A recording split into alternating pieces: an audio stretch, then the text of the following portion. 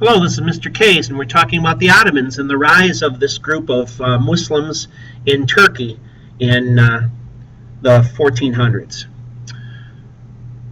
Osman is going to establish a state. Now, who is this guy? Well, Osman was a Ghazi. Now, the Ghazis, you can put down, were warriors for Islam.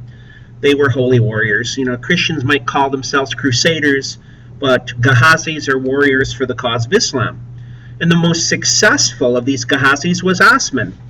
Osman is going to be the origin of the word Ottoman, Othman or Ottoman, and the Europeans called them Ottomans, the followers of Osman. The Ghazis were successful because of two factors, largely due to the fact that they used gunpowder instead of just swords or just bows and arrows. They used gunpowders for cannons and muskets, and because they treated people that they conquered very kindly, that's going to be those two factors that lead to the rise of the Ottomans. Now, Timur the Lame is going to rebel against the Ottomans. Timur the Lame is going to crush the Ottomans and slowed the growth of the empire. He burned down Baghdad to the ground, Baghdad, Iraq, to the ground, and he is going to be very bloodthirsty, and he butchers the civilians of Delhi in India, and he stacked up their skulls in a pyramid. He's not a very nice guy. He considered himself a descendant of the Mongol Genghis Khan, and he was very successful in slowing the Ottoman Empire. But you're going to see, after he dies, the rise of some powerful rulers or sultans, including a dude by the name of Mehmet II. After Tamerlane, or Timur the Lame, moved out of the Ottoman Empire, the Sultan's four sons fought over the empire.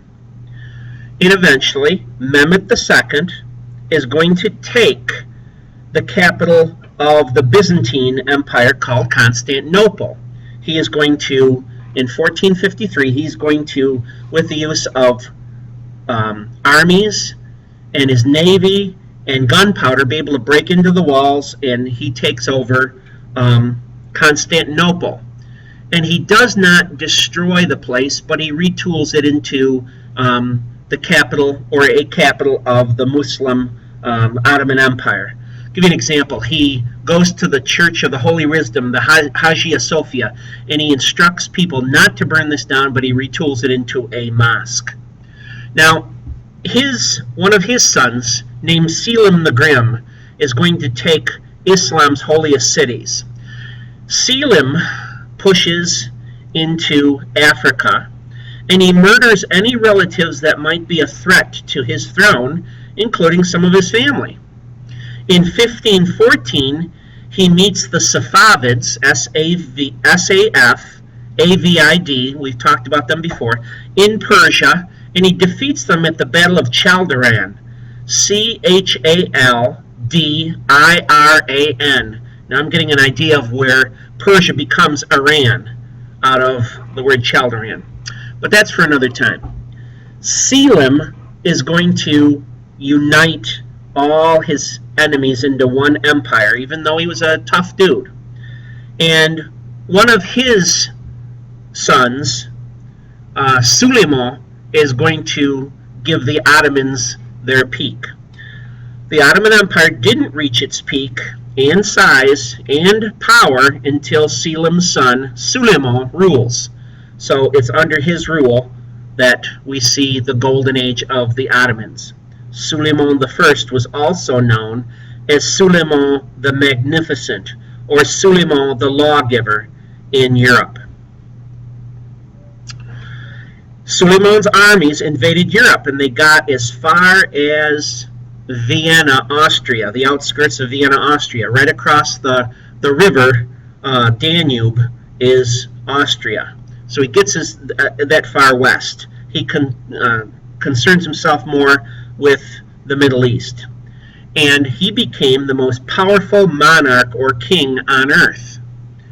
What made him the most powerful? Well, he had a structured organization that ran like a fine-tooth machine. he used janissaries. Now, who were they? They were the Sultan's slaves, and they became his private army. And with the policy of devshirme, that meant training captured Christian children to be Muslim soldiers. So he would go to Christian families and demand a child to be trained as one of his Muslim soldiers. In accordance with Islamic law, Ottomans granted religious freedom to Christians and Jews.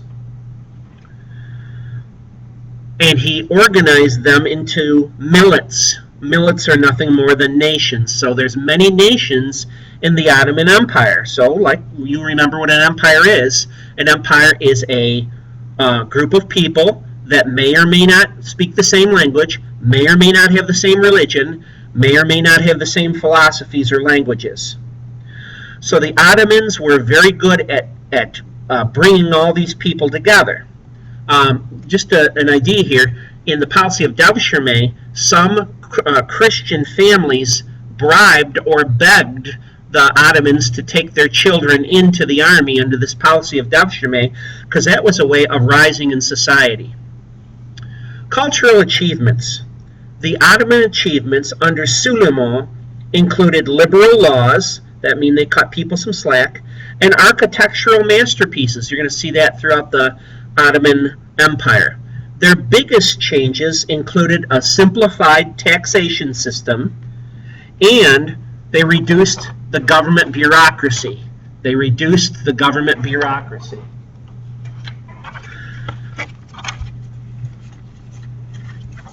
Now, despite these changes, the Ottoman Empire was already beginning to decline. It was under Suleiman the Great, or Suleiman the First, that you had the Golden Age. But even with Suleiman, the empire is going to start to take a nosedive. Why?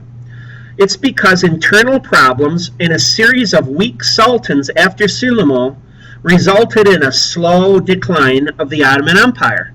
Internal problems and weak sultans after Suleiman.